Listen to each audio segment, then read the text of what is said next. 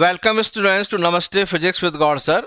इसमें बच्चे आपको पता है कि हम जी नीट की पाठशाला चला रहे हैं और इसमें हमने इस सीरीज में क्या किया है कि जो बच्चे जी और नीट के एग्जामिनेशन में मिस्टेक्स करते हैं तो वो मैं उनको पॉइंट आउट कर रहा हूं और उससे आपको क्या होगा कि आपको पहले से ही पता है कि ये गलतियां हम कर सकते हैं और आप करते रहे हैं अभी भी एग्जाम्स में, तो उन गलतियों को आप ओवरकम कर लेंगे। वो गलतियां जब आपकी होंगी नहीं तो आप बच्चे जो चाहेंगे वैसे ही एग्जाम्स में आपका रैंक आने वाली है। ठीक है, तो बच्चे आप मेरे साथ बने रहिए और आज पीरियड नंबर 4 है और उस पीरियड नंबर 4 में हम इलेक्ट्रोस्टैटिक और इलेक्ट्रिसिटी के आपस में एक रिलेशन है, उसको मैं आपको बताऊंगा कि उसमें बच्चे गलती कर देते हैं, अच्छे अच्छे गलती कर देते हैं, सबसे गलती हो जाती है। तो चलिए बच्चे, आप लेक्चर की तरफ चलते हैं। तो जी नीट पाठशाला पीरियड 4, इसमें इलेक्ट्रोस्टैटिक में मैंने बच्चे पोटेंशियल का बता दिया, इलेक्ट्रिक फील्ड इंटेंसिटी का बता दिया। ठीक है, इस तरह से हमने बहुत सारी चीजें बता दी हैं आपको। थोड़ा सा मैंने कल पोटेंशियल एनर्जी, टॉर्क, इस तरह की चीजें बताई हैं।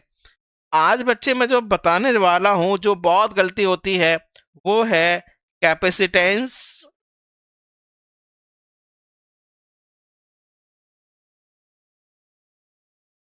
And resistance. इन दोनों के फॉर्मूले बच्चे इंटरमिंगल्ड हो जाते हैं, हमेशा ध्यान रखना, उसको बचो।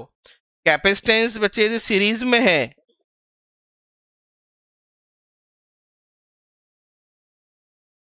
सीरीज में सबको पता है, एंड टू एंड ज्वाइन कर दिया। रजिस्टर बच्चे सीरीज में है, एंड टू एंड ज्वाइन कर दिया। ये R1 है, ये R2 है, ये सपोजिंग C1 है, ये सपोजिंग C2 है। तो बच्चे ध्यान रखना कि रेजिस्टेंस में सीरीज का equivalent is equal to R1 plus R2, और बच्चे यहां पर सीरीज का equivalent C1 C2 upon C1 plus C2। बच्चे ध्यान रखना, मैंने जान के लिखा है, मैंने ऐसे नहीं लिखा कि 1 upon C equivalent is equal to 1 upon C1 plus 1 upon C2। इसमें भी मैंने जान के ये लिखा है, ये लिखा है, ये दो कैपेसिटर्स हैं और वो सीरीज में है, तो उनका इक्विवेलेंट बच्चे C1 C2 upon C1 plus C2 से निकालना। 1 upon C equivalent is equal to 1 upon C1 plus 1 upon C2 से मत करना। क्यों क्यों नहीं करना? क्योंकि जब इसको सॉल्व करते हो आप उसका रेसिप्रोकल करना भूल जाते हैं। ये C1 C2 upon C1 plus C2 आएगा ना, तो बच्चे जल्दी से गड़बड़ क्या करते हैं कि वो रेसिप्रोकल करना भूल जाते हैं, जबकि लिखना चाहिए था ये। ठीक है, और सीरीज में रेजिस्टेंस में तो कोई परेशानी है ही नहीं, उसमें सीधा ऐड करना। और एक और तरीका बता दूं आपको कि भाई आपको गलत है या सही है, उसके लिए ध्यान रखना। सीरीज में जो इक्विवेलेंट कैपेसिटेंस है बच्चे, वो सबसे छोटे वाले से भी smaller than the smallest value. Supposing आपके पास दो कैपेसिटर है, जैसे एक 1 माइक्रोफेराड है, ये आपका 10 माइक्रोफेराड है, तो बच्चे इसका जो इक्विवेलेंट आएगा that will be less than 1 microfarad. इससे पता लगा सकते हैं कि आपने गलती की है या नहीं गलती की है। और इसमें बच्चे जो इक्विवेलेंट है, this will be the greater than the greatest value, जो सबसे ज्यादा वैल्यू है उससे भी ज्यादा होगी। एक तो बच्चे ये सीरीज का ध्यान रखना है, और दूसरा जो पैरेलल कॉम्बिनेशन है, पैरेलल में कैपेसिटर्स, ये देखो बहुत छोटी छोटी गलती है बच्चे, ये ऐसी गलती है कि रो नहीं आता है कि अरे ये क्या कर डाला हमने, है नहीं, जबकि पता है कि हमें नहीं करना चाहिए था। पर बबलिंग हो जाती है, उसको आप दोबारा से सोचते भी नहीं कि ये गलती हो सकती है, तो बस बबलिंग हो जाती है, काम खत्म।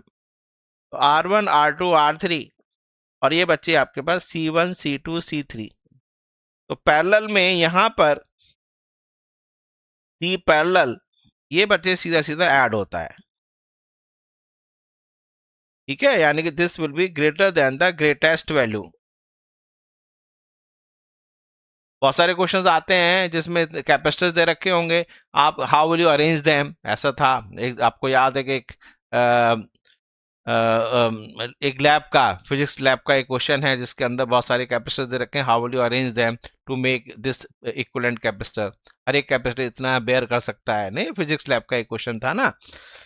ऐसे बच्चे यहाँ पर 1/r इक्विवेलेंट यानी r parallel is equal to 1/r1, यहाँ पर बच्चे 1/r2 प्लस 1/r3, और यदि आइडेंटिकल होते हैं तो बच्चे r बाई एन हो जाता है, और यदि यहाँ पर आइडेंटिकल होते हैं एन टाइम्स सी हो जाता है। ऐसे पीछे यदि आइडेंटिकल है तो ये बच्चे C S is equal to C by N हो जाता है, और यदि यहाँ पर आइडेंटिकल है R S is equal to N times R हो जाता है। ठीक है, ये दो बातें आपस में इंटरमिंगल नहीं करना, ये सबसे इंपॉर्टेंट बात है। एक और चीज है जो बच्चे दोनों में कॉमन है, वो है जब कभी आपके पास इस तरह के क्वेश्चंस होते हैं, ठीक है, ये देखो ऐसे क्वेश्चन हो जाते हैं, बच्चे सोचते हैं क्या करें इनका। ठीक है, इस तरह से हमारे ये क्वेश्चन हो गए, ऐसे रेजिस्टेंस में होता है।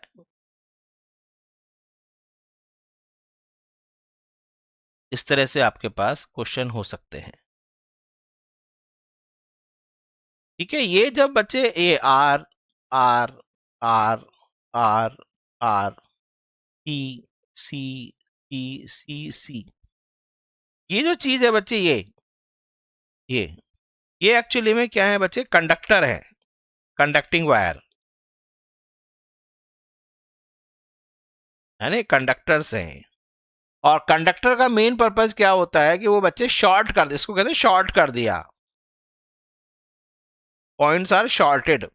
शॉर्टेड का मतलब है बच्चे इनको पोटेंशियल सेम कर देना। हमेशा सर्किट में यदि दो पॉइंट्स कितनी भी दूर हैं, यदि बच्चे उनको शॉर्ट कर दिया जाए तो वो एक ही पॉइंट पे माने जाते हैं, है ना। तो मेन से आपको पता है, जब घर पर जब कनेक्शन होता है तो मेन से, यानी मेन से आपके पास वायर आते हैं, तो कहीं भी है बच्चे तो आप सब पैरेलल में है, तो इसका मतलब मेन से ही आ रहे हैं, यानी शॉर्ट कॉपर का तार है वो तो शॉर्ट कर रहा है ना सब जगह।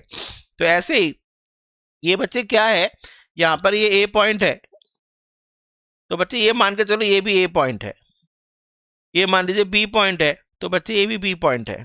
तो आपके पास ए बी बी। अब आपसे पूछ रहा है बच्चे इस और इस पॉइंट के बीच में बताओ, तो ए और बी के बीच में पूछ रहा है, तो बच्चे ये पूरा ए हो गया और ये बच्चे ये पूरा बी हो गया। तो देखो ए और, ये तो बेकार है, ए और बी के बीच में एक कैपेसिटर ये है, और कोई है ही नहीं, आपके पास केवल एक ही तो कैपेसिटर बचा, यानी ये सब शॉर्ट हो गया, यानी ये आपके पास चार्ज नहीं रहेंगे, ऐसे बच्चे ये भी चार्ज नहीं रहेंगे। तो आंसर आपके पास, इतना आसान क्वेश्चन था, C A B is equal to C. ऐसे यहाँ पर ये बच्चे ए पॉइंट है तो ये भी ए हो गया, ये बच्चे बी पॉइंट है तो ये भी आपके पास बी हो गया। तो अब ए और बी के बीच में पूछ रहा है, तो ये बच्चे ए पॉइंट, ये बच्चे बी पॉइंट, तो ए पॉइंट, ये बी पॉइंट, और ए और बी के बीच में एक आपके पास रजिस्टर हो गया। आया बच्चे आपको समझ में? तो आपको क्या करना है कि ध्यान रखना है कि सर्किट के अंदर यदि कंडक्टर लगे हुए हैं तो उनका मेन पर्पज शॉर्ट कर देने का है। एक और छोटी सी चीज जो बच्चे गलती करते हैं, वो हमेशा हर एक को मान के चलते हैं, जैसे आपके पास ये क्वेश्चन है, ये बहुत गलती होती है। आर आर बस जहां देखा, है नहीं, इन्होंने बच्चों ने देखा, अरे ये तो हो गया व्हीट स्टोन ब्रिज, अरे भैया व्हीट स्टोन ब्रिज तो है, लेकिन किसके बीच में पूछ रहा है, तो देखो R equivalent between P and D पूछ रहा है, यानी इसके और इसके बीच में, यानी कि यहां से करंट जाएगी और यहां से करंट लेना पड़ेगा। तो बच्चे आपके पास एक पाथ ये बना, एक पाथ ये बना, और एक पाथ ये बना, यानी बी से डी पे जाने के लिए एक पाथ ये, इसको ए से वाया ए होते हुए, यहाँ बीच में ए पॉइंट है, और ऐसे बच्चे दूसरा दिख रहा है वाया डी होते, सॉरी ए बी और डी के बीच में वाया सी होते हुए, ये सी पॉइंट है। और एक बच्चे बीच में शॉर्ट ये है, ये व्हीटस्टोन ब्रिज नहीं है। बच्चे इसका आंसर सीधा आंख मीच कर आर लिख देते, भैया आर कहां से हुआ जरा बताओ। ये 2r है, ये 2r है, ये r है, तो ये हो गया आपके पास 2r और r मिलकर r हो गए, ये और ये 2r/2, और ये बच्चे r है। ये हो गया आपके पास आंसर, r और r पैरेलल में, यानी r/2। तो ध्यान रखना कि हर एक चीज, ऐसे कहते हैं ना, जो भी चीज चमक रही है वो गोल्ड नहीं होती है। Everything that glitters is not a diamond. जो चमक रही है वो डायमंड नहीं होते सारे। तो ये नहीं कि जो भी आपको व्हीटस्टोन ब्रिज पैलोग्राम लगे तो समझ लीजिए कि व्हीटस्टोन ब्रिज ही बन गया। अरे नहीं, व्हीटस्टोन ब्रिज नहीं है, वो 2 पॉइंट्स देखना पड़ेगा आपको, जिन 2 पॉइंट्स के बीच में पूछ रहा है। तो बच्चे आज मैंने आपको बहुत बेसिक चीजें बताई हैं, बहुत बड़ी गलतियां होती हैं, इनको ओवरकम कर लेना। तो एक्सक्यूज मी, तो इलेक्ट्रोस्टैटिक और रेजिस्टेंस में आपस में इंटरमिंगल ना हो जाए, बस इससे ओवरकम करना और यू विल रॉक। ठीक है, आई एंड द मीटिंग नाउ।